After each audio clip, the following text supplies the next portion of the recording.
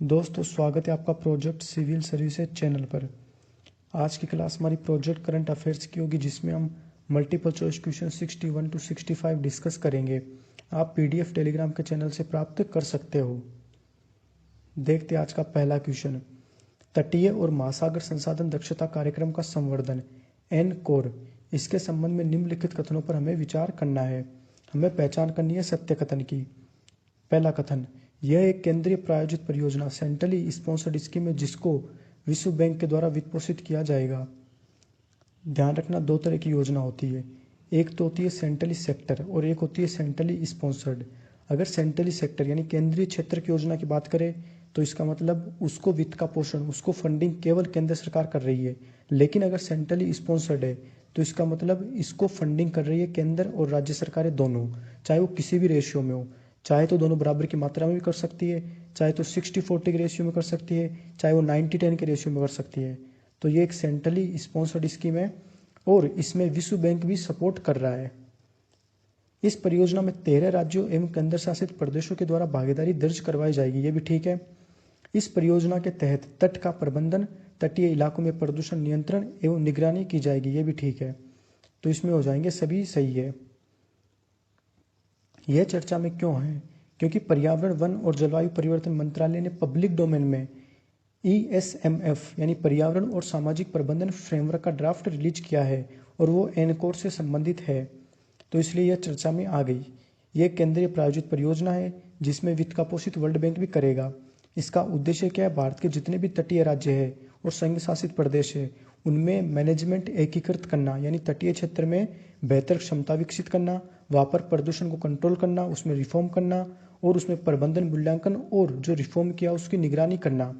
देखो इसके कंपोनेंट ये तीन जो मैंने आपको बता दिए, तीनों इसके कंपोनेंट है। देखते हैं अगला क्वेश्चन। निम्नलिखित कथनों पर विचार करें। इसमें हमें पहचान करनी है असत्य कथन की। पहला कथन, जो आम जनता के लिए सरलता से उपलब्ध होता है, जिन्हें मानक सर्च इंजनों के माध्यम से सर्च किया जा सकता है, सरफेस वेब कहलाता है। देखो वेब तीन तरह का होता है, एक तो होता है सरफेस वेब, एक होता है डार्क नेट वेब, एक होता है डीप वेब। तो ये क्या है हम एक्सप्लेन में देखेंगे। ये ठीक है, जो आम जनता के लिए सरलता से उपलब्ध होता है उसे बोलते हैं surface web. Dark net web accessible यानी अभिगम्य, जिस पर पहुंच आसान होता है, किंतु डीप वेब गुप्त रहता है। ये उल्टा हो गया, ये गलत है। डीप वेब पर तो एक्सेसिबल ठीक हो जाती है, लेकिन डार्क नेट वेब ये गुप्त रहता है। ये है क्या वो भी हम देखते हैं। इसमें हो जाएगा बी, असत्य केवल दो है। देखो तीन तरह के वेब मैंने आपको बताए थे, एक तो होता है सरफेस वेब। सरफेस वेब होता है जिसको बोलेंगे जो सतही रूप से उपलब्ध हो, जो आसानी से जनता के पास में उपलब्ध हो। जैसे आप गूगल पर सर्च कर सकते हो आसानी से, याहू आपके पास में सर्च इंजन है, बिंग आपके पास में है। तो इस तरह के जो भी सर्च इंजन होते हैं और जिन पर आप आसानी से सरलता से सर्च कर सकते हो, आप उनको आसानी से प्राप्त कर सकते हो, आप आसानी से खोज कर सकते हो और दूसरे लोग भी उन तक आसानी से पहुंच सके, तो उसको बोलेंगे सरफेस वेब। एक होता है डीप वेब। डीप वेब का सबसे अच्छा एग्जांपल है कि आप अगर बैंक में लॉगिन करते हो अपने अकाउंट में, आपके पास में इंटरनेट ऑनलाइन बैंकिंग है, तो उसकी आपने लॉगिन की और फिर वहाँ पर आप वापस आपने लॉग आउट कर लिया, यानी उसकी जानकारी केवल आपको है, कोई दूसरा वहाँ तक पहुँच स्थापित नहीं कर सकता है। तो इस तरह के जो भी रिकॉर्ड होते हैं, जैसे एकेडमिक डेटाबेस भी हो सकता है, वो मेडिकल रिकॉर्ड हो सकते हैं, फिनेंशियल रिकॉर्ड हो सकते हैं, कोई लीगल डॉक्यूमेंट हो सकते हैं, जिन तक केवल और केवल पिन कोड के माध्यम से पहुंच सकते हैं, सभी वहाँ तक पहुंच नहीं सकते। सरफेस वेब में तो सभी पहुंच सकते हैं। जैसे मान लो विकिपीडिया पे खोज करनी हो, भारत के बारे में जानकारी लेनी है, तो वहाँ पर कोई भी पहुंच सकता है, उसमें कोई दिक्कत नहीं है। लेकिन डीप वेब में डॉक्यूमेंट्स होते हैं जिन तक सभी नहीं पहुंच सकते, जिनके पास में उनके पिन कोड होते हैं, जिनके पास में लीगल राइट होते हैं, वही पहुंच सकते हैं। एक होता है डार्क वेब, वो है इलीगल। इलीगल कैसे है?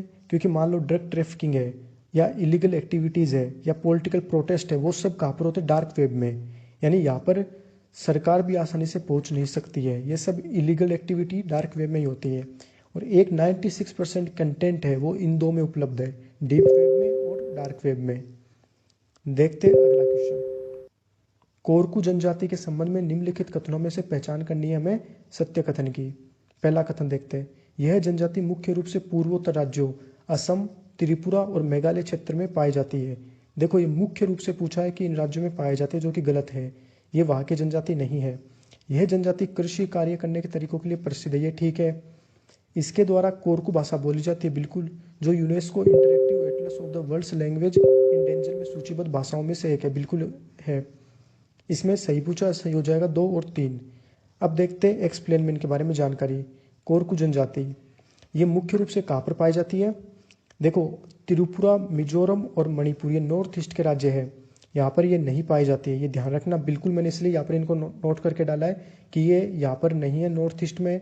ये मुख्य रूप से कहाँ पर पाई जाती है? देखो ये क्षेत्र दिख रहा है ना आपको, ये वाला मध्य प्रदेश, छत्तीसगढ़, महाराष्ट्र का जो ये एरिया है, यहाँ पर मेलघाट टाइगर रिजर्व भी यहीं पे है। तो यहाँ पर ये जनजाति कोरकू जनजाति पाई जाती है। नॉर्थ ईस्ट में भी है, लेकिन ये बहुत ही कम मात्रा में अरुणाचल प्रदेश में थोड़ी बहुत है, और फिर थोड़ी बहुत ही माइनर असम में है, लेकिन मुख्य रूप से कहाँ पर है? इस एरिया में। तो ऐसा कुछ भी आ जाए। और देखो यहाँ पर त्रिपुरा, मिजोरम, मणिपुर, ये एक बात ध्यान रखना, यहाँ पर तो है ही नहीं, तो यहाँ पर तो बिल्कुल भी नहीं पाई जाती है। हल्की फुल्की ऊपर पाई जाएगी, बहुत ही हल्की फुल्की है, लेकिन मुख्य रूप से कहाँ पाई जाएगी? मध्य प्रदेश, महाराष्ट्र, छत्तीसगढ़ के एरिया में। यहाँ पर मैंने बताया था मालघाट टाइगर रिजर्व भी यहीं पे है। कोरकू जनजाति, कोरो शब्द है वो बना है व्यक्ति विशेष से, और कू बना है अलाइव, यानी वह व्यक्ति जो जिंदा हो, जो जीवित हो, वो कम्युनिटी जो जीवित हो, उसको बोलेंगे कोरकू जनजाति। और ये मुख्य रूप से आलू और कॉफी की खेती करने के लिए जाने जाते हैं।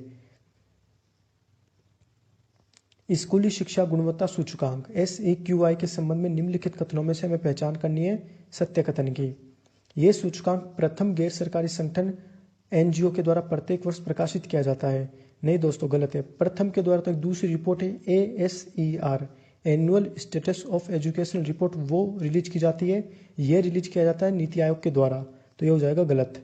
इस सूचकांक में बड़े राज्यों की श्रेणी में तमिलनाडु ने प्रथम स्थान प्राप्त किया है, यह भी गलत है। प्रथम स्थान मिला केरल को, तो इसमें सत्य तो कोई भी नहीं है, उपरोक्त में से कोई नहीं। प्रकाशित कौन करता है? नीति आयोग के द्वारा मानव संसाधन विकास मंत्रालय, राज्य और संघ शासित प्रदेशों, विश्व बैंक तथा क्षेत्र के विशेषज्ञों के सहयोग से नीति आयोग इसको रिलीज करता है। इन सभी का ये सपोर्ट लेता है, ये ध्यान रखना। और इसमें कुछ इंडिकेटर होते हैं, वो होते हैं 30। ये कौन से होते हैं बिल्कुल भी आपको आवश्यकता नहीं याद करने की। और ये सभी पे से एक बात ध्यान रखना, सभी आउटकम्स यानी परिणामों के आधारित होते हैं। कितना परिणाम किस यूनिवर्सिटी ने, किस स्कूल ने दिया, उसके आधार पे। और इसमें 3 कैटेगरी है, बड़े राज्यों की, छोटे राज्यों की और केंद्र शासित प्रदेशों की अलग से है। तो बड़े राज्यों में केरला ने फर्स्ट स्थान प्राप्त किया। बस इतनी इन्फॉर्मेशन बहुत है। देखते हैं आज का अंतिम question. Eat right India campaign के संबंध में निम्नलिखित कथनों पर हमें विचार करना है। हमें पहचान करनी है सत्य कथन की। 2018 में भारतीय खाद्य संरक्षण एवं मानक प्राधिकरण FSSAI के द्वारा इसका शुभारंभ किया गया था। एकदम ठीक बात है। ये उपभोक्ताओं को खाद्य पदार्थों का सही चयन करने के साथ साथ उत्पादकों को भी सही भोजन की आपूर्ति सुनिश्चित करने को प्रेरित करता है। ये भी ठीक है। इसका लक्ष्य आगामी 3 वर्षों में नमक, चीनी और तेल वसा में 50% तक की कटौती करना है। दोस्तों आप देखो, ये आपको बहुत ही एकदम एक्सट्रीम टाइप का लगेगा कि 3 वर्षों में 50% तक की कटौती करना थोड़ा सा एक्सट्रीम है। तो ऐसे स्टेटमेंट आ जाए एक्सट्रीम टाइप के, उनसे बचना चाहिए, उनको गलत कर देना चाहिए। सत्य इसमें केवल 1 और 2 ही है। FSSAI के द्वारा इसका शुभारंभ कब किया गया था? 2018 में। इसका टारगेट क्या? आगामी 3 वर्षों में चीनी, नमक और तेल की मात्रा में 30% तक की कटौती करना है। देखो 30% तक की कटौती करना है, ना कि 50% की। और मांग और आपूर्ति दोनों पक्षों को लक्षित किया गया है। देखते कैसे, क्योंकि मांग आपूर्ति कौन करता है? उपभोक्ता। तो उपभोक्ता सही खाद्य उत्पादों का चयन करे, और आपूर्ति कौन करता है? उत्पादक वर्ग, यानी उत्पादन करने वाला। वो सही उत्पादों को उपभोक्ता तक उपलब्ध करवाए, यानी वो सही उत्पाद होते खाने के, उनको वो बनाए। तो इसमें दोनों ही पक्षों को टारगेट किया गया है। तो आज की क्लास हमारी यही समाप्त होती है। Thank you so much.